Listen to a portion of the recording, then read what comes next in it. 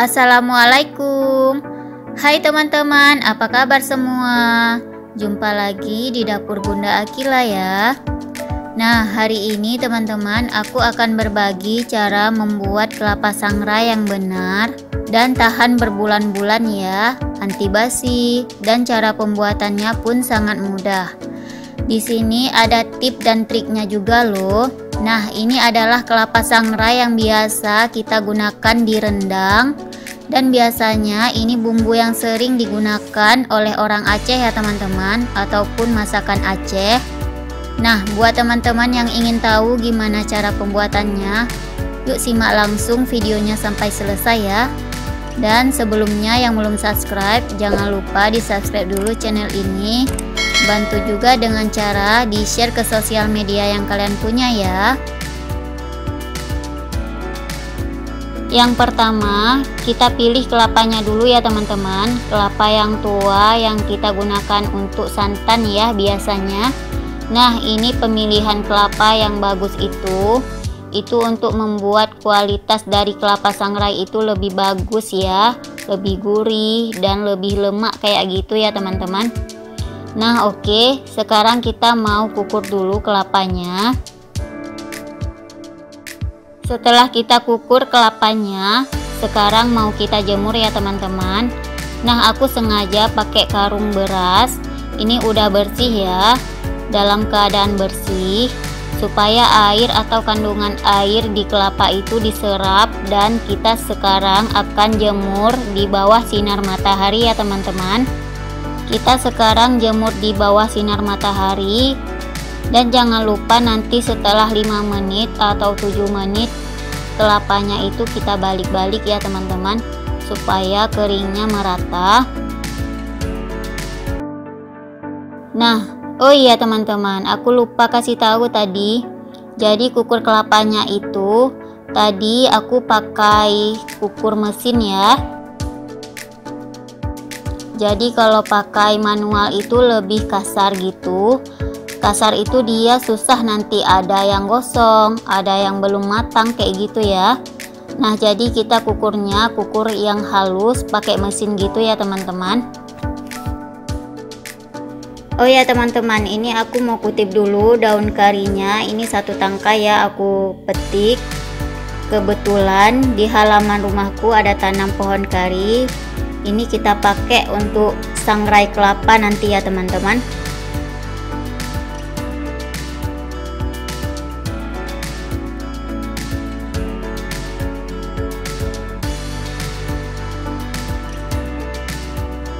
Ini udah siap aku jemur sekitaran 4 jam gitu ya teman-teman.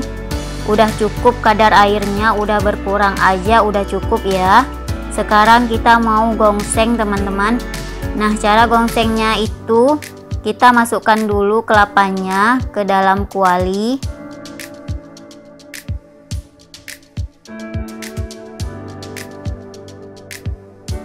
Setelah itu, dalam membuat kelapa sangrai itu kita akan tambahkan daun kari ya teman-teman, 1 batang aja daun karinya. Nah, tujuannya supaya aroma kelapa sangrai ini itu lebih harum. Nah, di sini kita akan kasih 1 sendok teh garam ya teman-teman, supaya dia itu untuk merangsang si kelapanya itu, supaya lemaknya itu lebih kuat kayak gitu ya teman-teman. Nah, sekarang kita gongseng, harus sabar ya teman-teman, karena kalau apinya gede yang ada kelapanya itu gosong, tapi dia nggak kriuk, nggak sempurna kayak gitu matangnya ya teman-teman.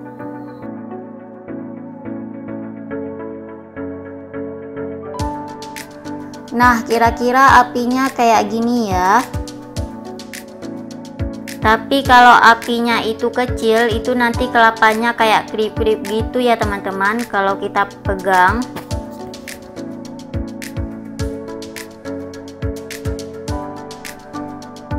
Kita akan gongseng dengan api yang sangat kecil, kayak kita panggang bolu ya teman-teman. Kemudian kita harus sabar ya teman-teman, kita akan gongseng perlahan-lahan sampai kering.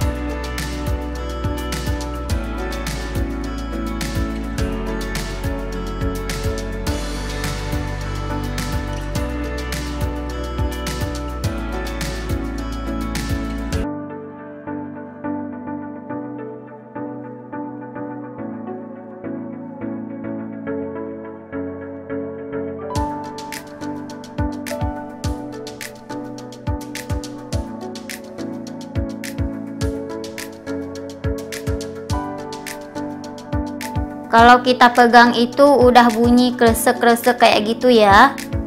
Nah, itu baru matangnya sempurna. Nah, seperti ini teman-teman, tandanya udah matang sempurna ya. Udah bagus.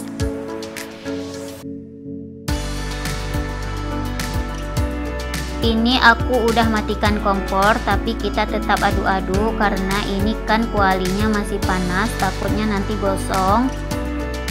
Nanti ada yang gosong kalau kita nggak aduk-aduk ya teman-teman. Nah, ini setelah dingin, dia ini kalau kita pegang kriuk-kriuk kayak gitu ya teman-teman, udah keras kayak gitu ya teman-teman.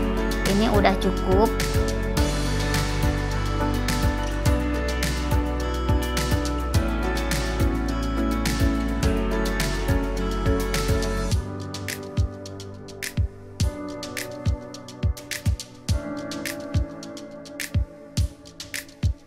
Nah, sekarang kita mau blender. Supaya blendernya itu bisa mutar. Kita tidak menggunakan air ya teman-teman. Jadi kita pakai minyak. Nah, minyak kita pakai secukupnya aja ya teman-teman. Nanti kalau kurang bisa kita tambahkan lagi. Nah, minyak kita pakai secukupnya aja dulu. Nanti kalau nggak mau muter, kita tambahin lagi seperti itu ya teman-teman. Nah, tujuannya kita kasih minyak ini supaya kelapa sangrainya ini awet berbulan-bulan ya teman-teman. Nah, jadi tidak dikasih air ya. Walaupun tidak dimasukkan ke dalam kulkas, kelapa sangrai ini tetap awet ya teman-teman, karena kita gilingnya pakai minyak goreng apa aja ya teman-teman.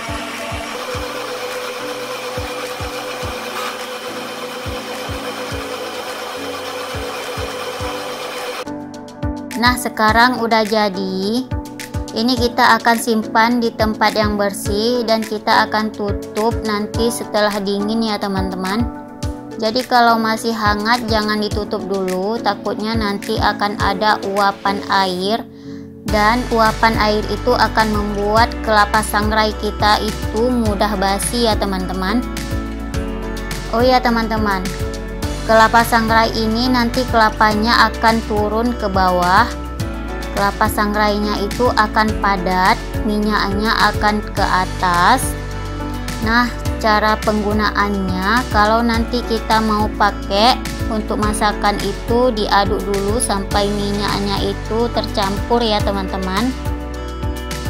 Karena kalau minyaknya kehabisan duluan, itu akan mengakibatkan kelapa sangrai ini rentan basi atau berbau nggak enak kayak gitu ya teman-teman. Itu nggak bisa kita pakai lagi. Dan ketika teman-teman pakai, usahakan sendok yang digunakan itu bersih. Kemudian ketika teman-teman masak, jangan sampai ada air yang menetes, air tangan kita atau air dari sendok yang menetes ke dalam kelapa sangrai. Tujuannya supaya kelapa ini awet tahan lama ya teman-teman. Jadi buat teman-teman, sekian video dari aku hari ini ya. Semoga apa yang aku bagikan bisa bermanfaat untuk teman-teman semua. Dan terima kasih sudah menonton video aku. Jangan lupa subscribe, like, comment, and share. Wassalamualaikum.